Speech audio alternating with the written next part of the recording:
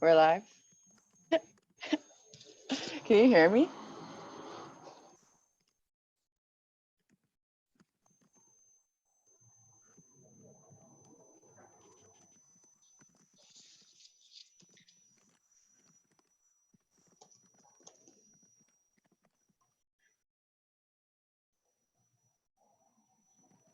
Hello?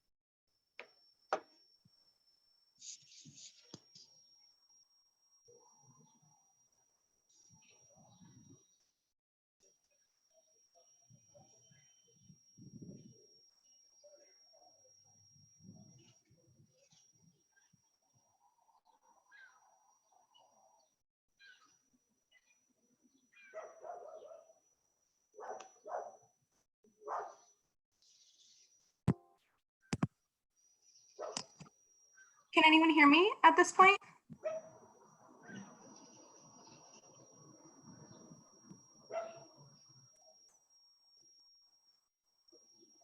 Can you hear me? Oh, yes, I can hear you. Woo! We got it.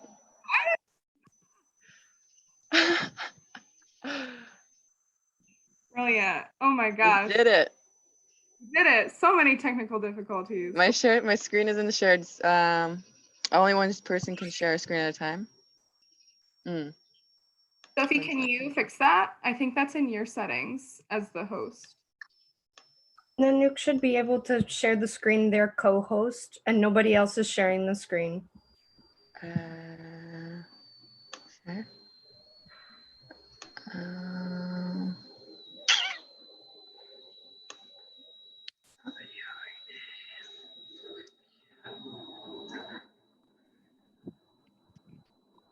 I'm not sure. That's probably better.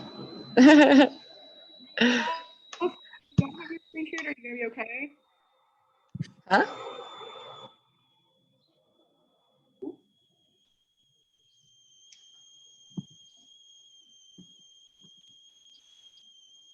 Oh, I think we got it.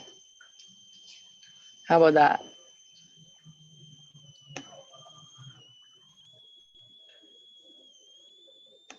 Nothing on my end, but also I'm like. Can you see me? I can't see you, no.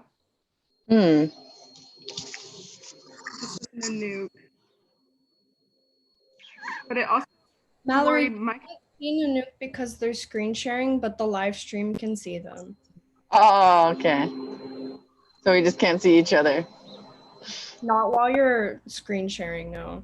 Okay. Be able to see each other.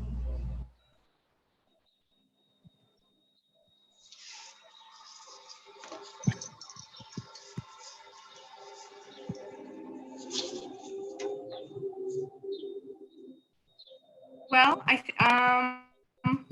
Nanook, are you comfortable going forward with this? How do you want to? Yeah, that's fine. We just can't see each other, but I can still hear you. I know, it's so sad. I just like print out a picture and just put it on my computer so I can just pretend I'm talking to you. Yeah, it'll be Let's pull up your Facebook profile. Yeah, that's representative. Maybe we can just go ahead and start. Nanook, do you want to introduce yourself first? Sure. So my name's Nanook. I'm from Inuvik, Northwest Territories, which is in the, I can see you now. Yay. Oh, yay.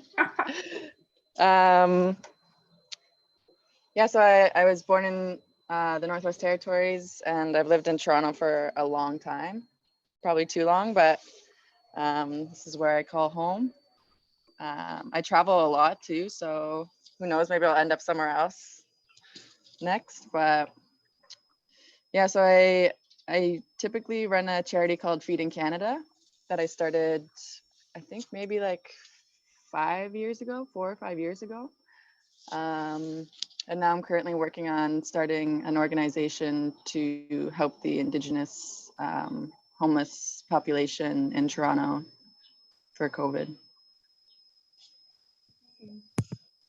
Yeah, so we're gonna be talking a lot about that today, which is super cool. So Yeah. thanks for coming. It's great to see you. Well, or hear you. I still can't see you. Oh. Dad. I think something's up with my computer. So hopefully all those listening in right now. Oh wait, now I can see you. Brilliant. I love the backdrop. Oh Outdoors, yeah, where I should be. so beautiful. So yeah, we're doing our weekly strike. Sorry for the delay, everyone, especially those listening in. Everything's a little weird today. Who knows why, but that's okay. We're flowing with it because that's what we do in this world. Am I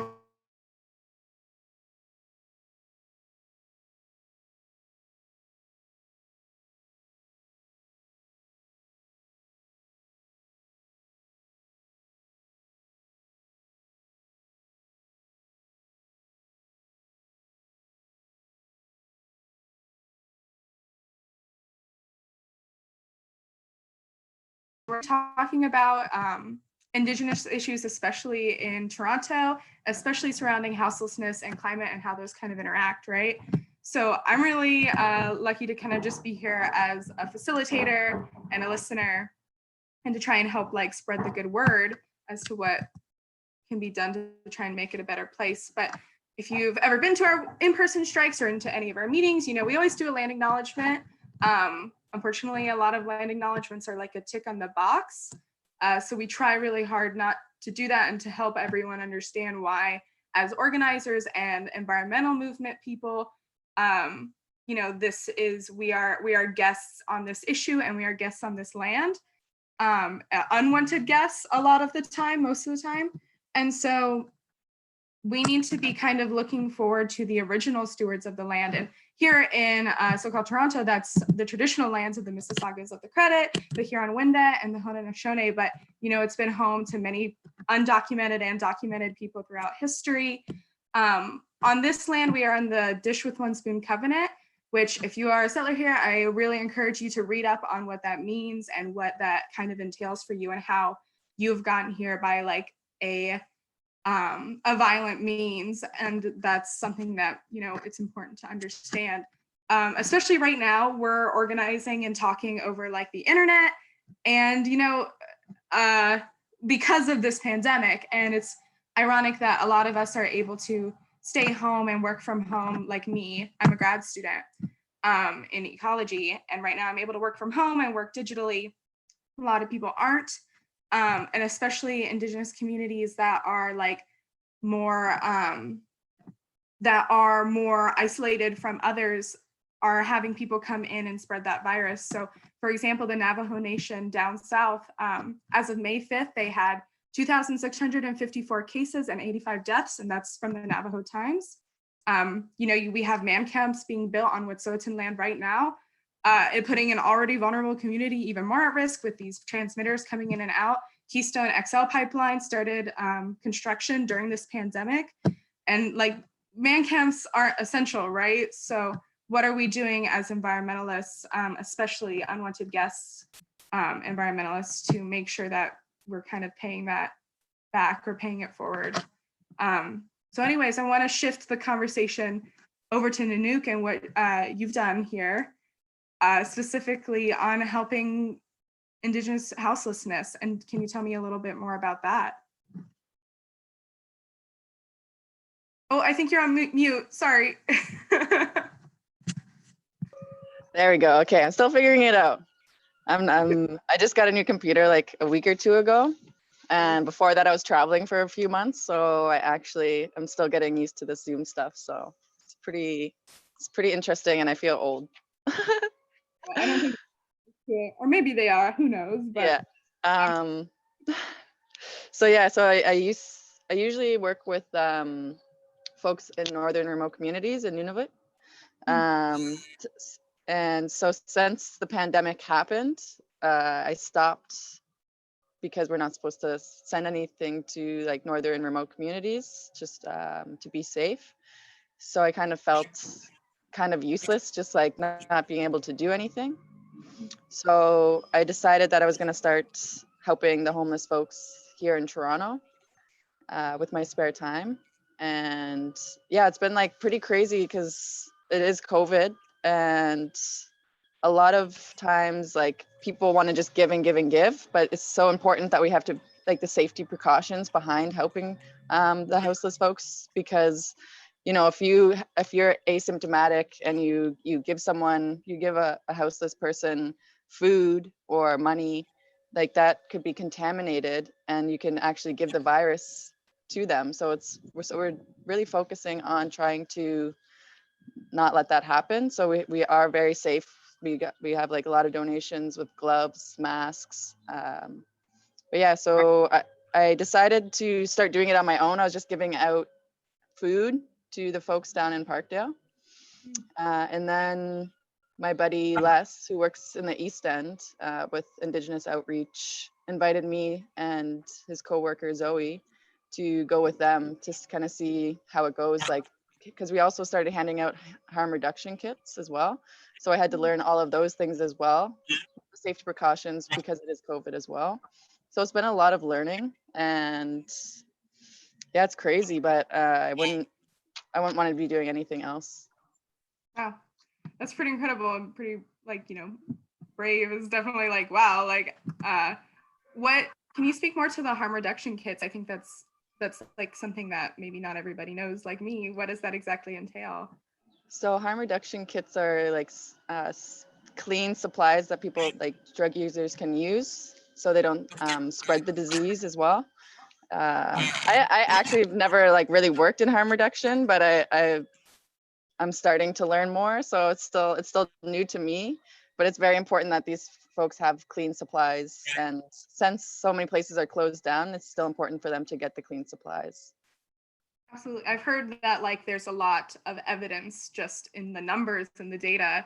And I'm a scientist, so like that's where my brain goes. But that I'm not. I was gonna say that before, and I'm like, I'm not an academic, and I don't plan to be. So like, this is just like everything that I talk about is just like my experience and what I've done. And like, I've heard a lot of stuff, but like a lot of like the statistics don't necessarily like grab onto my brain. But I understand what's going on, but it's just like hard to articulate sometimes. But I try my best. And like statistics and like we're going off topic, but it's a conversation. But Yeah. like there are lots of ways to lie with stats and with graphs and Yeah. like that's like number one, and it's hard to parse that information. And so like being able to listen to people who are actually on the ground, like that's data, that's real, like evidence. Yeah. especially with like social issues. Oh yeah, for sure. Like of course. But like they're definitely like skewing the statistics, and like they're using the government is using media to sway the people into believing that they're helping homeless folks, but they haven't really been. They're just trying to get them out of the way. Because a lot of their tent cities that are set up around the city. Is that yours? Sorry. Do you hear anything? It is like a little person. You hear that? No, I didn't hear a person. I hear a high-pitched ringing like a tea kettle. Oh, okay. Anyway. Yeah, so the city officials have been using the media to kind of like portray like the houseless folks as like, we're getting them all of these like apartments and like places that they can stay, but really they're just like housing the ones that are either in the way of condo buildings or disrupting the people in like richer neighborhoods so they can move them, so then they don't get complaints from these folks. So they're doing that, but like a lot of they probably only housed about like 2 to 3% of the population. So it's like they're not doing a very good job. Yeah. That That's an impressive stat. Not like really. I mean, like, that's I got according to my friend who does a lot of research. you leave your friend for sure. Yeah. And the stats is like, because they make up their own stats, like that's why it's important for us to be on the front lines talking to these folks, because they get offered housing and then they don't come back. So it's like they're just waiting and waiting. Yeah, my partner actually worked briefly back in Cincinnati as like an intern, like just a desk clerk for the Cincinnati housing, like, I don't even know what the name of their department is, but it is incredible, the like just straight up red tape that exists in like government to get help, and it's intentional, right? Like it's not to the end of making this clean or making it a like specific transition or whatever for people who are looking for houses, but like it's just what can we do to make those with power not have any influence on it. Exactly. Yeah. So you talked about how Cincinnati or Toronto, it's still kind of new here. I've been here like 2 years. Oh, okay. This is embarrassing. Oh, talked about how Toronto officials are responding. So how do you feel like the people of Toronto? So like obviously you and Les and a lot of your people like you're working with are responding in a certain way. The people on the streets are responding in a certain way. How about those who are what do you think that like the typical like perspective is here in Toronto? I think people want to help in a way that they feel safe.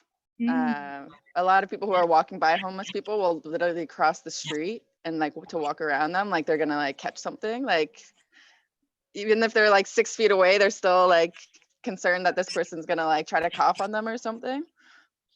I've seen a lot of that like hanging out with them down in Parkdale, and I'm like, wow. But there is a lot of people who also want to help, but they don't know how to. And it's very important to make sure that you help in the right way and to stop the spread of the virus. And not like it's nice to give them food, but it's also like, you know, when we prepare our kits or make food for them, like we wear masks, we wear gloves, and we make sure that we're sterile as possible. So I think if people want to help in that kind of way to make sure that you are being safe and washing hands and covering the mouth. Yeah, that's just that seems like it would be easy to understand that when we're thinking about maybe like making food for our neighbors, and these people are our neighbors. So like why are we considering it in the same way just because they hang out outside more often? Exactly. Yeah.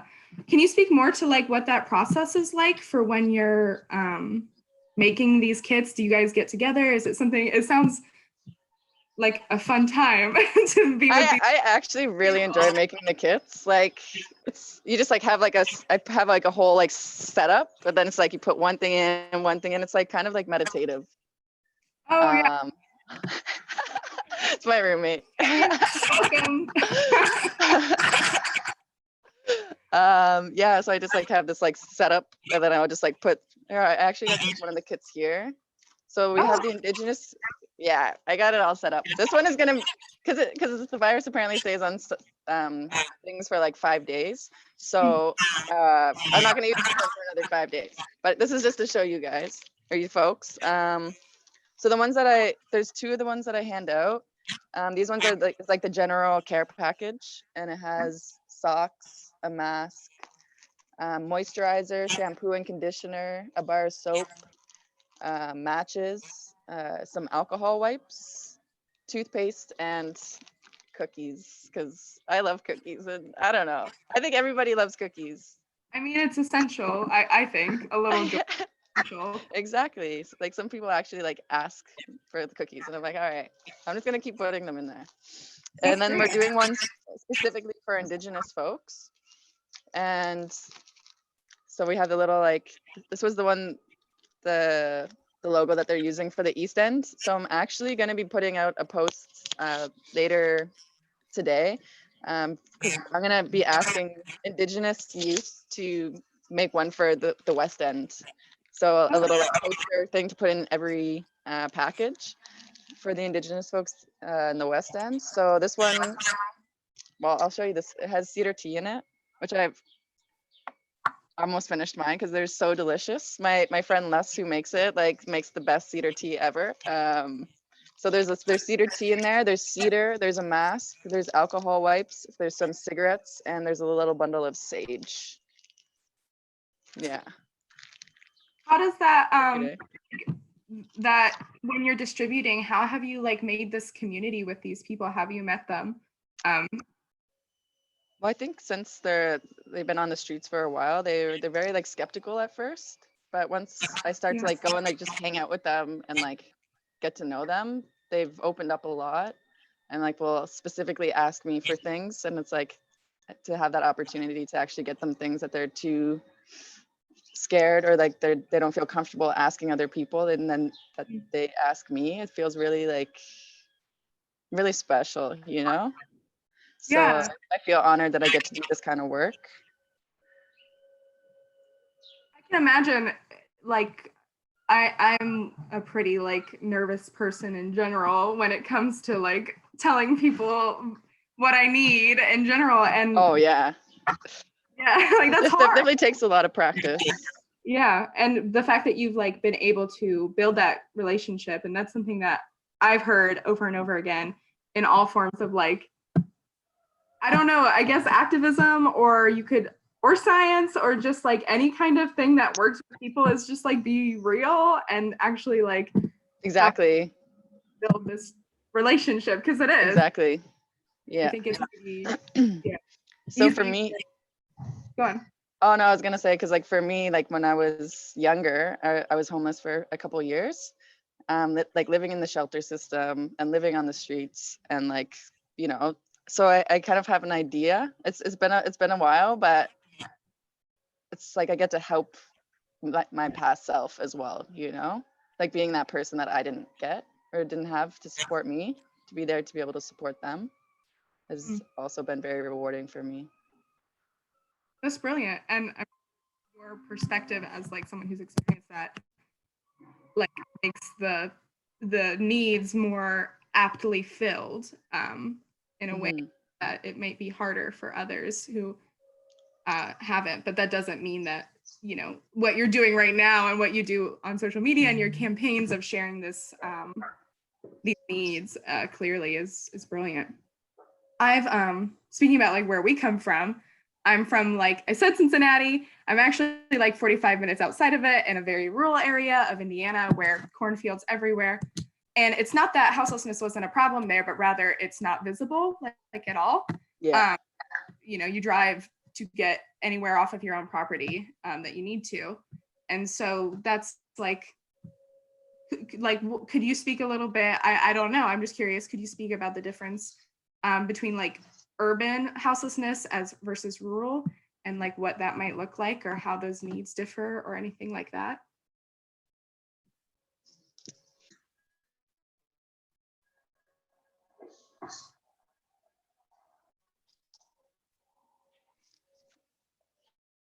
You still there? Are we having technical issues again?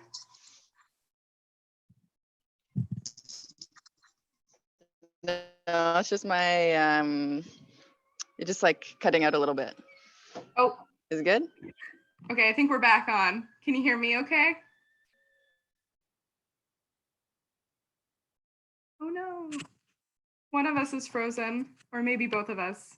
It could be either. I don't know which of us is making it to the live stream for our listeners.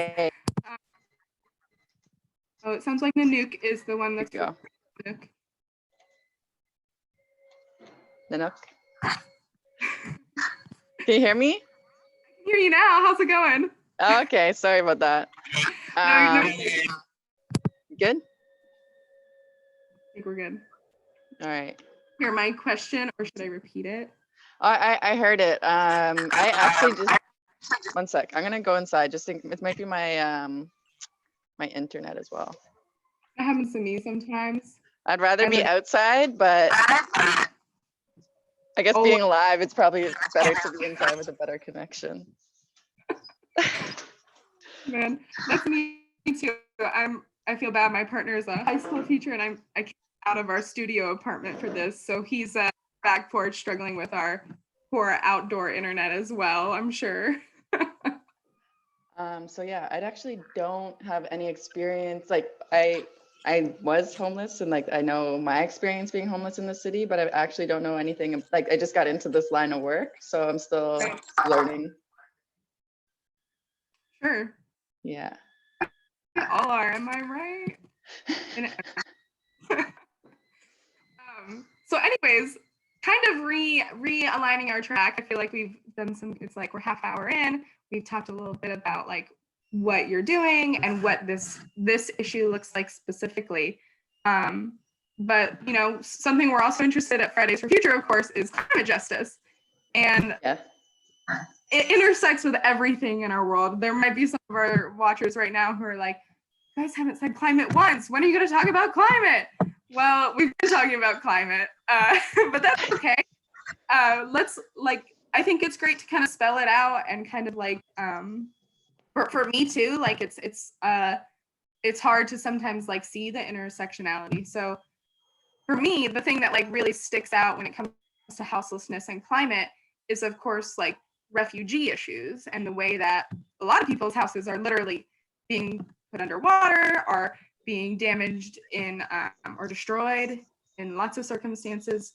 But you could also talk about like the health crisis and how that's linked to climate change and how that is then linked to houselessness or a lack thereof of affordable housing. And then like the biggest thing for me, and I think probably for a lot of us, is just these kind of core, you know, the core systems in place that make climate change possible also make the houselessness crisis incredibly exponentially worse or more difficult to manage. So I don't know, I'm curious. I know you've done a lot of great land defending work, and you know, we can talk about climate or we can talk about environment at large because they're the same thing, but like what? Yeah. Something that comes to mind is the documentary by Ellen Page. There's Something in the Water. Have you watched it? Yes, a long time ago, I'll be honest, but oh, you got VIP, eh?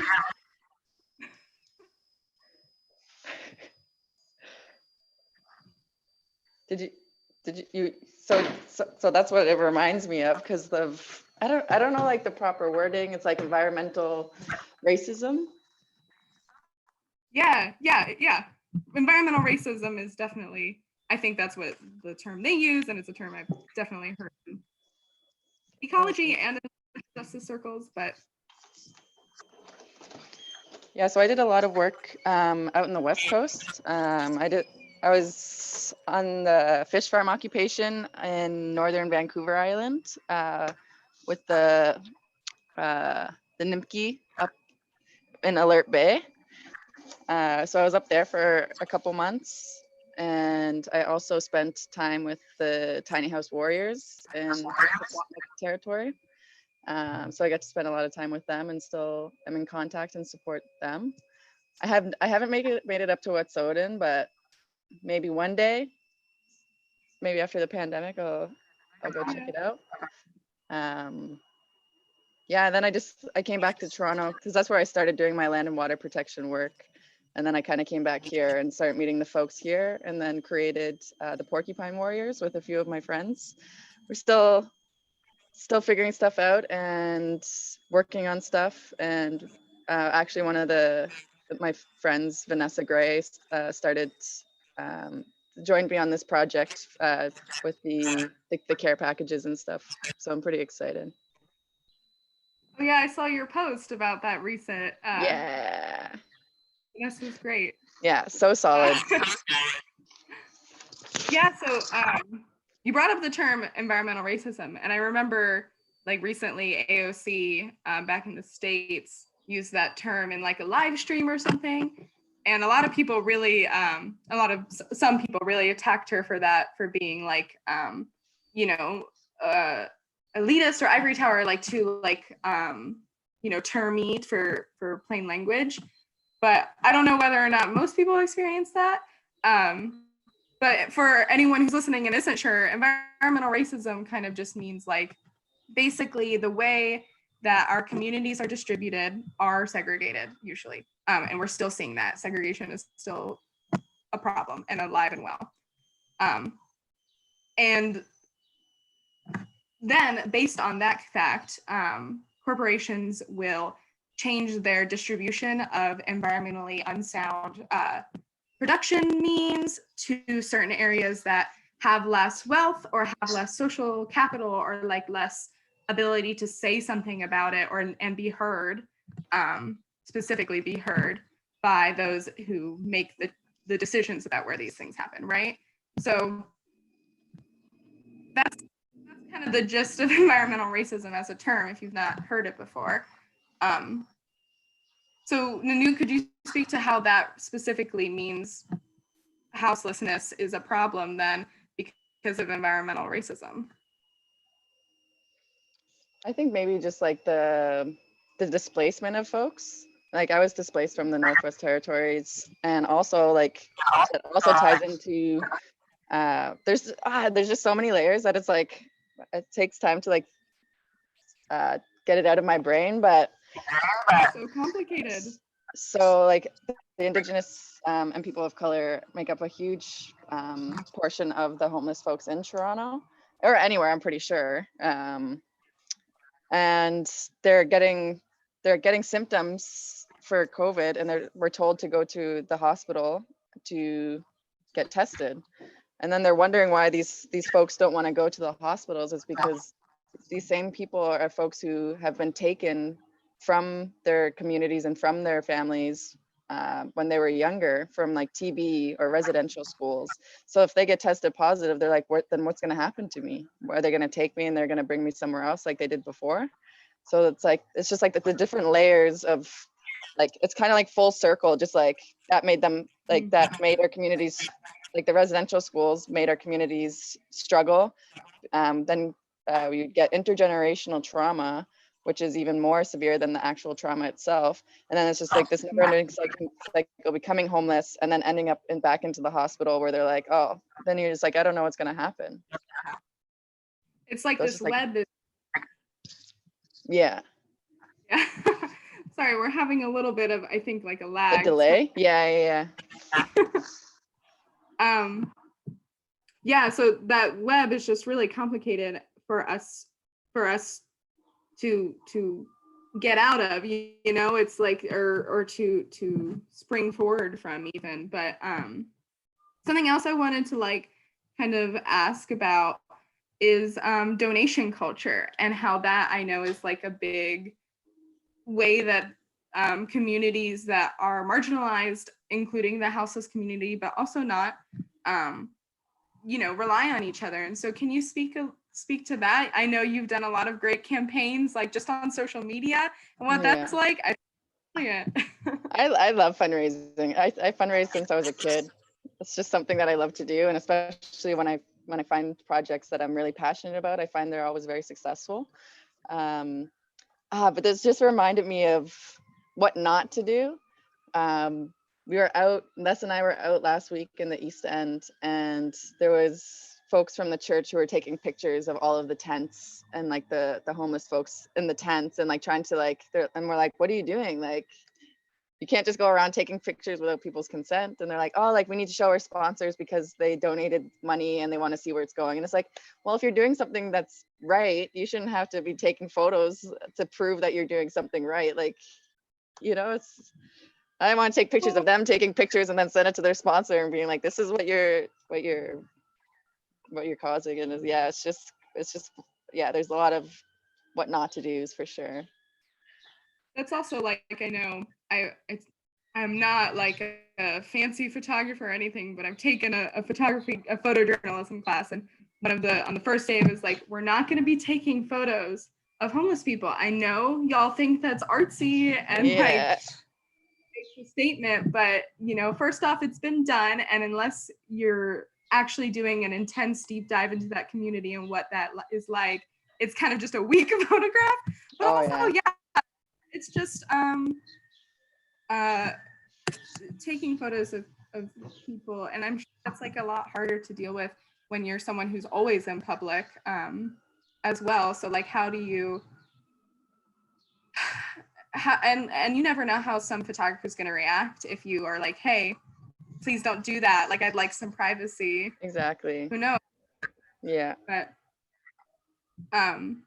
so on that note, what can like individuals here in Toronto do to kind of help start building that inter-house or houselessness community, you know?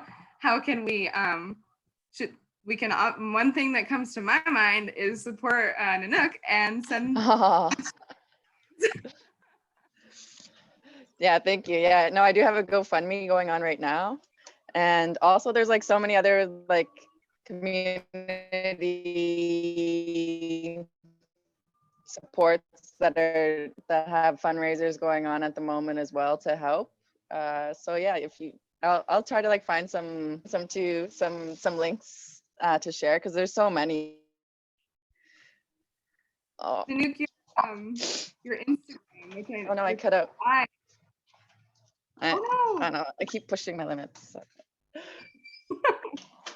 That's really good. I'm gonna live on my way. But for our listeners, I wanted to share Nanook's social media, if that's cool with you, Nanook. Yeah, for sure. It's Nook for Real on Instagram. So absolutely suggest going, following them, following you, doing keep an eye on that, because I've been lucky to like, as a new person in Toronto, it was like very much like, oh my gosh, where do I go to find like cool people doing cool initiatives? Well, here's one where you can start branching out. And then I don't really have any other prepared questions, but you know, is there anything you want to bring up or anything I've missed in terms of conversation? I don't know if you just heard me, but I was gonna say that if we could post some other like links to like other, because there's other frontline outreaches as well. So maybe we can find some links in other community supports that we can post for people if they want to donate. That's like, you know, it's just, there's so many communities that need support right now. So I think that'd be great. Or like grassroots ones as well. Yeah. Um, So yeah, we'll be making that. Check out our social media and probably Nanook's as well. Yeah. For that, it'd be great. I find a lot of my posts, I get to like sit down and actually like think about what I want to say. So I have a lot better things to say like on my social media. So if you go check it out. Same. I'm not being able to like edit is a great process. Like Zoom is kind of weird in terms of like, oh, you're like looking right at me at this picture of me, but whatever. I'm used to being in the real world. Who knows? Anyway. Yeah.